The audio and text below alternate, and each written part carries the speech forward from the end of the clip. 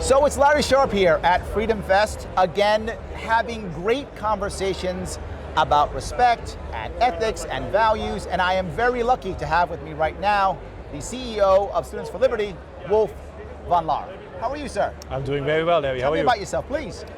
Hi, my name is Wolf and I'm the CEO of Students for Liberty. I've been doing this now for 6 years and I'm actually a product of the organization. Wow. Because we are operating in 114 countries, and what we do is we are taking people who are interested in the ideas of liberty, good ethics, good principles, small government, and we take them, then train them, and then we unleash them onto campus. Because they are in charge of our program. So much so that last year they've organized, if you can believe it, over 1,900 events with over 215,000 people at these events. Wow, that's amazing. You would think that something like liberty wouldn't draw so much, but it does. That's good news. It makes me feel good that that would draw so many people. I'm glad it does, because there's so much bad news in the world. If you switch on the television, it is just so frustrating and everything seems to be going down. But there is really a new generation of liberty curious, liberty hungry students out there that want to make a difference for it and don't only talk about it, but take action for it. So let me ask maybe a pushback question. Yeah. Is it that they're interested in liberty, or is it that they just know the system isn't working and they're looking for anything and they happen to meet you? Is it actual liberty, or, oh, here's someone who makes sense? Which one is it, do you think? We have thousands of volunteers that do these events, so it's very heterogeneous. People come to us from different ones. We have people who used to be Bernie bros that said oh, Bernie identified the right problems and the solutions sounded good, but then they were digging into the solutions and realized they don't work. Then they came to us. Some students are so there's a cool group of people, they're talking about interesting things and they're having a beer at the same time. Maybe I join them. So a lot of people come for the community, but then stay for the ideas. Got it, I like that, great. So what I want to speak about today is whether you're for liberty or not, whether you're concerned or not, most people are going to lean either left or right, either progressive or conservative. Liberty people often lean either conservative or progressive, but they just want freedom. Yep. With that in mind, that is kind of what we call our values, that someone may lean more conservative or more progressive, and they usually will go to a Republican or Democratic Party if they lean that way usually. I'm not trying to get you to become either one. What I want to talk about today is kind of your ethics, meaning when is it okay for your values that are either conservative or lean liberal, when is it okay to use coercion to make that happen? And when is it okay to say, no, it's only persuasion, not coercion? And that's what we're going to talk about today. Is that all right? Absolutely. So I think most people would agree that regardless of your political outlook or your ethics or your values, everybody wants to be happy. Would you agree with that? Absolutely. And most people, I think, would agree that if someone physically harms you in some way, tries to harm you, threatens you, something like that, you're going to be less happy. If someone tries to take your stuff or break your stuff through either theft or through fraud, you're going to be less happy, right? Every time. Absolutely. With that in mind, I know we get that. We're here at FreedomFest. Do you think others get that? Do you think that the average person thinks, I want to be happy, and as long as people don't take my stuff and hurt me, I'll be happy? There's a difference how many people act that way and how many people think that way. Because I would say the vast majority of people acts like that. They would never think that they would go to their neighbors and steal their garden gnome, right? They would never do that. Or they would never say teach their kids, if you don't know your homework, you should steal the homework from the other kid. Nobody's teaching that to children. They would never act in that way. However, if we become so much more abstract on the level and talking about government and policy, things become muddled and confused. And then people say no, we should have policies that actually do X, Y, and Z. And most people don't realize that it means you're forcing some people to do X, Y, and Z. And you're giving the power to the government to do these sorts of things.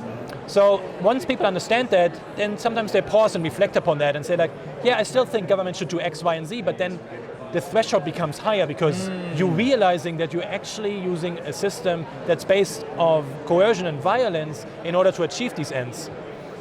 But then once people talk about that, you can have a respectful conversation about that, okay, what is actually needed and what is not needed in terms of government. You brought that word respect up. Yeah. And that, in my view, seems to be the key, right? I think we would agree that on an individual level, and maybe with our loved ones, we believe that no coercion, we believe that no violence, no theft individually. but do we respect the other people in the same way? That's obviously based on human respect. Yes. Do we agree that others don't need to have that happen to them? Or maybe we don't, right? Maybe we don't, but I think individually, don't we always? Individually? Yeah. So I feel like on an individual level, not government, that's kind of a principle, isn't it? It's a solid principle that we should be following. Human respect, where we don't hurt people or break or take their things. We're gonna create more happiness, more harmony, more prosperity. Is that? Couldn't agree more. Excellent. So let's go to what you just said though. Too many people, I think, in America feel like, but if I vote on it, it's okay. So yeah, I'm not gonna come over to your house and take your stuff, but I'll vote on it, and then some government agency will come over to your house and take your stuff. But it's okay because I voted on it. So now the majority have said it's okay, so we can come take your stuff. How do we handle that? It's an excellent question, and respect goes both ways. Let me explain. There's one way when we are talking about these ideas and saying government should step more out of the way.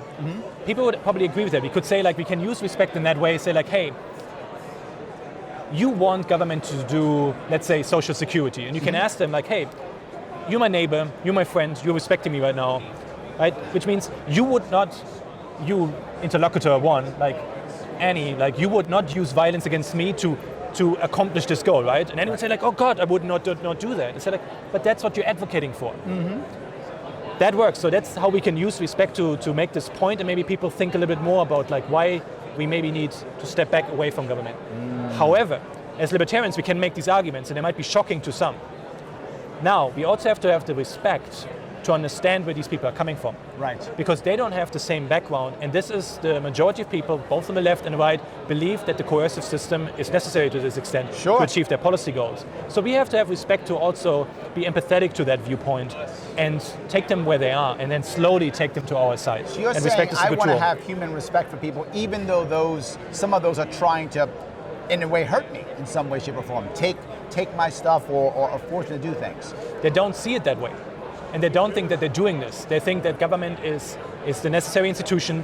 It always has been working like that. It's legitimized through voting. Sure. And they can believe all of these things, but you can say like, okay, you might believe that, but let's talk about this. You respect me enough to believe in these ideas. Is there an exception, right, to your point? If I'm, say, the GOP as an example, I'm a Republican.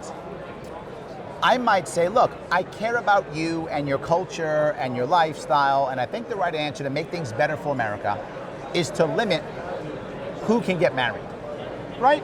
And if I'm a Republican putting this up, I'm not trying to hurt you. I'm trying to help you. I'm trying to make our world better by limiting on who can get married and who can't get married. Yeah. Right? My intent is not negative. My intent's positive. I want to make things better. Are there exceptions like that?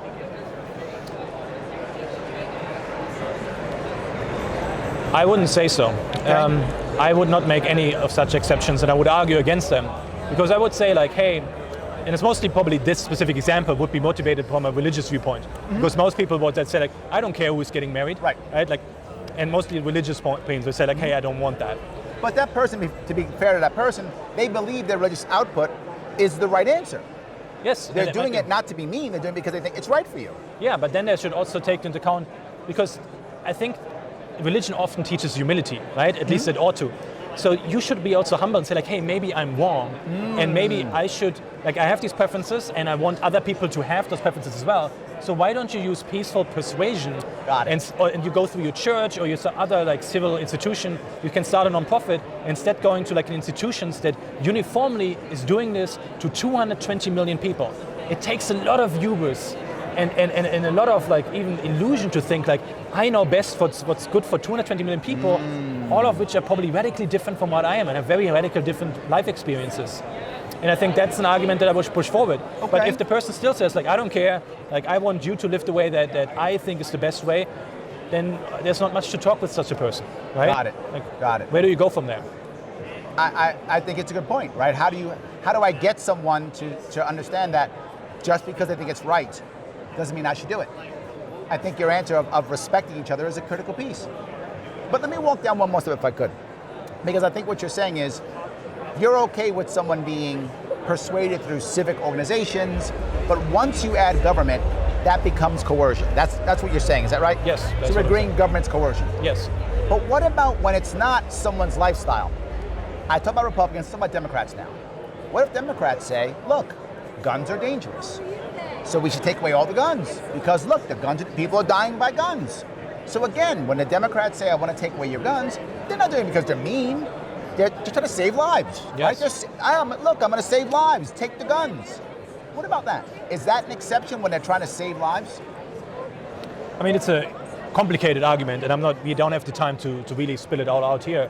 But I would say that again, who then has the guns left? And who has been the threat to human flourishing and liberty and to human life? If that's your value, let's look at history. What has been the biggest threat to that? Okay. That's governments. If you just look at the track record of communist regimes, you're in a what's the count these days is like 300 million people that they're expecting. It's a lot. And yes. nobody could fight against that because guns were taken away from them. Mm-hmm. And that is a huge risk as well.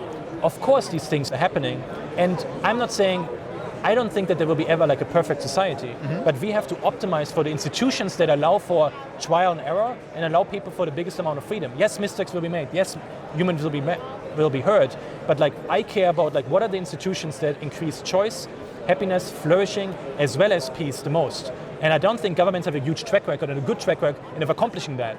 If you just look at the world wars and all the wars that the United States government fights to this day, which most of them are not really achieving any goals or even like legitimate. Right. Like, how long were we in Iraq in the United States? Years. For what? Yes. Because of something that was completely wrong, and it had like something to do mostly with the dollar and other reasons. We replaced the Taliban with a more powerful Taliban. Unintended consequences. Yes, absolutely. The world is complicated, I admit that, and I'm not saying like you cannot do anything at any time, right? It's more complicated than that on the margin. But I think people should at least like understand the arguments that you're putting forward and coming from a place of respect and have a higher threshold about like what government should do, because right now it's doing way too much. So that threshold you're saying, if I'm reading it right, is the idea of saying, wait a minute, I don't just want to decide that I have some data that things will be better. That's not enough. You're saying things should be better, but I've also got to look at the individual human respect of the individual. And if I can get past both of those hurdles, then maybe government's okay. Is that kind of what you're saying? That's what I'm saying, and we can actually put this also in the words of the founding fathers, right? They were very influenced by John Locke and others, and specifically federalism. Why don't we have like a radical form of federalism? Because right now, so many decisions, and healthcare is completely screwed in this country, they are made on a level where like faceless bureaucrats making decisions for a family that lives in like rural Utah or Michigan. Right. How do they know what they need? If those decisions were made on a very local level, and you can even like opt out in the system and opt into the system, and there would be like more trial and error and competition, then we could see like what systems work very well. Right now we are delegating so much of our decisions and so much of the policies to a level which is way too abstract and way too far away from the customers or the citizens. Sure. We're screwing a lot of stuff up. So I guess my question would be then, what if we went more local, as you're saying? So it wasn't a bureaucrat at, say, in Washington, D.C., maybe not even at the state capitol, right? What if it's a bureaucrat locally? Yeah. Does that make it okay? Does the local bureaucrat, does that make it okay for them to say, well, I'll decide on what your healthcare will be, but I'm local, so I know better. Is that better? For me, the yardstick in order to evaluate if it's good or not, it's A, a spectrum, and B, it's about the degree of choice that you have. Okay. Right now, you don't have any choice when it comes to many things because they decide on the federal level. On the state level, slightly more, on the municipal level, even more. Give an example, Switzerland. Not perfect, but it's good. Sure. Like there, for instance, people go into town square and they go through like door A or door B to elect local judges. And they're doing that in person. You know who the local judge is. Got it. If the local judge does something that, I don't know, takes away property from people, you know to which bar he's going, to which pub he's going, and you can yell at him or her. Got it. Right? So there's much more pressure, there's much more connection between human beings, but you can also go to another canton and leave.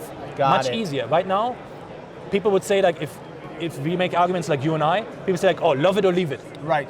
And then you have to like uproot like your whole family and everything. It's much harder. So I want to increase choice. And so that if there's more municipalities, and you can just like maybe you don't even have to move, but you can like decide who is going to pick up your garbage from like a private company, or who is doing your electricity, or who is doing your taxes, and your contribution voluntarily, then that would give you like so much more choice, and I think that would be more legitimate for me. So how do we handle the issue to where there are many Americans who've been spending so many decades, years and decades, being told, no choice. I know better. Government knows better. We have a program for that. We have a system for that.